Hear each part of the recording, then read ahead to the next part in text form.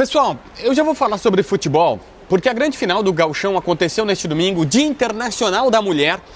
Só que o resultado mais impactante surgiu no telão ainda antes da bola rolar no estádio Beira-Rio. 20-0. Esse é o placar da vergonha. É o número de feminicídios no estado do Rio Grande do Sul durante os 2 meses de campeonato. É uma derrota humilhante para todos nós. Os números não param só aí. Se a gente pegar só janeiro, aqui no Rio Grande do Sul, nós registramos cerca de 200 estupros, 3.000 ameaças contra as mulheres. Diante disso, o homem gaúcho, tipo eu, tipo você, não pode ficar só na torcida. É preciso levar essa conversa para a roda de amigos e não se calar. Se tu souber de qualquer violência contra a mulher, não maquia. Denuncia nos canais do governo do estado. Para emergências, é só ligar 190. Para denúncias, ligue 181, 181 ou acesse a delegacia online. Esta é uma campanha do governo do estado do Rio Grande do Sul. Fala, minha gente, tudo certo? Vamos nessa então falar sobre o título do Campeonato Gaúcho do Grêmio que acaba de acontecer no estádio Beira-Rio. Aliás, histórico. Apenas 3 vezes na história o Grêmio conquista um título jogando no estádio do Inter. Em 80, em 2006 e agora em 2026. Ou seja, é importante, é impactante, é relevante.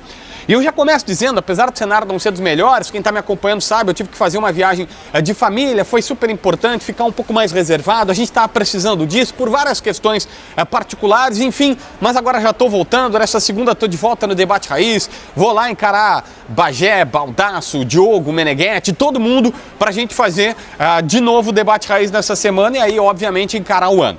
Mas eu preciso começar, e aqui eu vou tentar focar 90% futebol, 10% polêmica. Já vou avisando, tá? A gente vai falar sobre as polêmicas de arbitragem, mas lá no final, e eu vou focar sobre bola porque é o que eu gosto, é a minha linha de raciocínio, mesmo que isso signifique alguma perda de audiência, que sempre pode acontecer, faz parte, eu tenho ciência, mas escolhi me posicionar e falar abertamente sobre dentro de campo e não necessariamente sobre outras coisas. Bom, vamos lá. A primeira questão é, o Grêmio é o legítimo campeão. Por quê? O Grêmio faz a vitória acontecer na primeira partida, assim como o Inter. A estratégia foi muito parecida. O Internacional ano passado ganhou o título do Campeonato Gaúcho na Arena, quando deu um banho de bola no Grêmio e foi pro Beira-Rio, o Roger retrancou o time e disse assim, Grêmio, pode tentar fazer o que tu quiser, tu não vai me meter uma goleada, então acabou. E o mesmo acontece agora. O Grêmio faz 3-0 na Arena e vem pro Beira-Rio. Cara, o Inter teve quase 70% de posse de bola. É verdade que o Inter teve 3 chances de gol na primeira etapa que poderiam ter mudado o jogo, mas não fez. O Grêmio tranca a rua ali na entrada da grande área, dá os lados pro Inter e diz assim, tenta alguma coisa. E aí o Inter até poderia ter feito alguma outra situação, mas não fez e ponto. Quando tem, apesar da polêmica, o Inter claramente se desconcentra, vem um escanteio, jogada ensaiada, Noriega dá casquinho, o Gustavo Martins faz o gol, acabou. O segundo tempo foi só cumprir protocolo de jogo, de partida, de tudo mais. Então o Grêmio é o legítimo campeão do Campeonato Gaúcho. Só que eu quero aqui colocar algumas questões para fazer reflexões, porque senão, cara, fica muito para mim simplista. Olha, o Grêmio ganhou, beleza, ponto, nova linha, o Grêmio é o melhor de todos. Não, o Grêmio não é o melhor de todos, não é o melhor time disparado ou tá com todos os problemas resolvidos. Vamos tentar aqui analisar. Primeiro, pontos positivos. Acho que o Luiz Castro achou uma zaga, com Gustavo Martins e Vieri. Uma zaga que é veloz.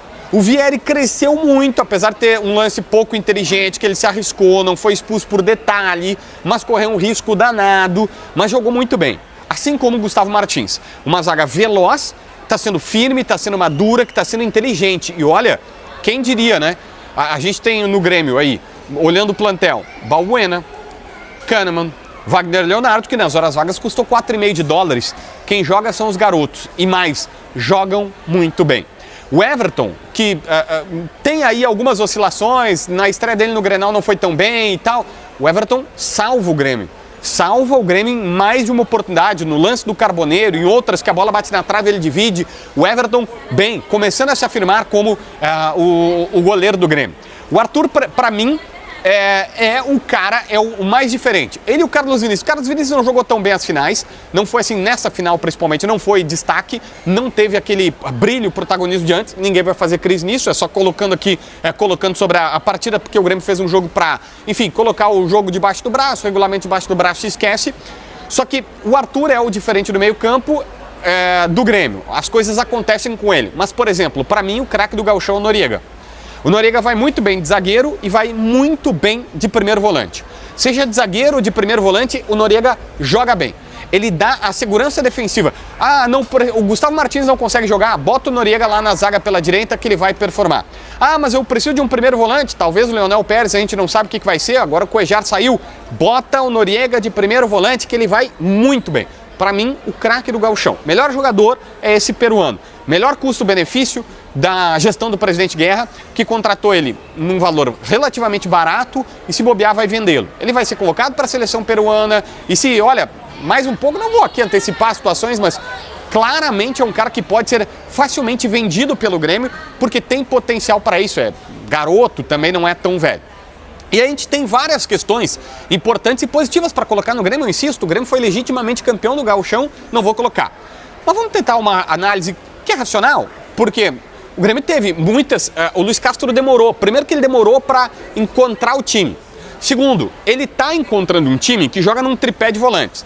Tá claro que o Luiz Castro não pensa no Grêmio como um meia camisa 10 articulador. Porque tu vai lembrar, não, mas o Monsalve jogou JB. Jogou um Noriega, o Arthur pela esquerda e o Monsalve pela direita. É um tripé de homens no meio campo. O Monsalve, dessa vez, até por todas as questões de não ser, do Grêmio não tá tão protagonista no ataque, ele não foi protagonista do jogo, ele não esteve como protagonista da partida para fazer a transição, para ser meia, sabe, para ser mais liberado. O Grêmio jogou com o Noriega na frente da zaga, o Arthur um tripé, Noriega na frente e os dois. Aqui o Monsalve mais pela direita. Aí tem uma questão, eu acho que não é ele ali. Acho que quando o Nardoni, que agora pode jogar o Campeonato Gaúcho, quando o Nardoni tiver à disposição, vai ser o Nardoni. E aí sim, vai ser Noriega ou Leonel Pérez, primeiro volante, Nardoni e Arthur. Pode ser bem interessante, porque o Nardoni tem muita intensidade e o Arthur vai ser o articulador. É uma expressão minha, que quem acompanha o canal sabe, eu uso que tem o meia pifador, que era o meia Douglas, que era o cara lá na frente, e tem um articulador de jogadas, que ele articula um pouco mais de trás, ele não é tão, sabe, aquele cara que articula, organiza. Era o Maicon, era o Arthur. E talvez o Grêmio não tenha esse 10 clássico, mas tenha este tipo de jogador, que seria o Arthur. Bom, o Amuso para mim é uma afirmação na ponta esquerda, o Enamorado eu tenho algumas dúvidas, confesso que eu sei que ele foi bem na partida passada, dessa não vou avaliar, porque claramente a estratégia do Grêmio é um pouco diferente, mas, por exemplo, tanto ele quanto o TT não jogou o que sabe. Isso não é decretar que o TT é um mau jogador, porque ele não é, obviamente. Mas a gente pode dizer, o TT jogou o quê? Do que a gente espera dele? 60%? 55%? O TT tem muito a evoluir, ele precisa evoluir muito no Grêmio. Até nessa partida faz um lance bonito, dá uma pifada pro Carlos Vinícius, acho que estava impedido, mas o Carlos Vinícius também adiantou a bola. Enfim, o fato é que ainda tem alguns pontos a melhorar nesta ponta direita do Grêmio. Então assim, a gente tem algumas questões. O Pavon na direita, teve 2 laterais revertidos do Pavon, né? Que dá vontade de dizer, Pavon, lateral, velho, é só fazer a cobrança aqui normal e tal. Mas ele foi super bem na partida de ida na arena, né? Se doou, se dedicou, tá se redescobrindo. Já é um cara que antes a gente dizia assim, não, pelo amor de Deus, libera o Pavon, acha um clube, tenta fazer um negócio. Agora já se diz, poxa, metade do ano acaba o contrato do Pavon. Talvez o Grêmio tenha que começar a rever para renovar esse contrato, para ver como muda a perspectiva apenas com atuações de um jogador. Mas acho que ainda carece um pouco mais de estrada, ver se o Pavon, como lateral direito, é o que o Grêmio precisa. Wagner Leonardo entra na partida, pouquíssimo inteligente, né, meu filho? Deixou o braço no Borré, foi expulso justamente, cavou um pênalti. Já pensou se o Inter... Tá 1-0 pro Inter no primeiro tempo e aí o cara faz isso, imagina ele ia tocar fogo numa partida sem necessidade. Não tem o porquê. E aliás, o Grêmio precisa evoluir em algumas coisas até da maturidade, sabe, de ser um pouquinho mais malandro.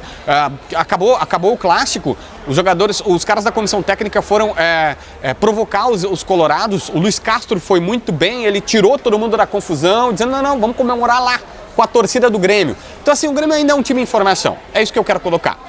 Acho que é super aceitável que o torcedor agora esteja feliz, esteja comemorando, tá tudo certo. Mas ainda tem pontos a mostrar, a evoluir, a avançar. Sobre as polêmicas de arbitragem, eu prometi que no final eu falaria. Para mim é o seguinte, tá? Eu quero fazer um conteúdo específico sobre a arbitragem, mas resumidamente porque eu sei que vocês querem. Na hora eu fiquei com a sensação, eu tive certeza do pênalti em cima do Alan Patrick. Depois do VAR, eu fiquei com a dúvida e a verdade é que, cara, é um lance muito polêmico em que qualquer uma das marcações daria polêmica. Por quê?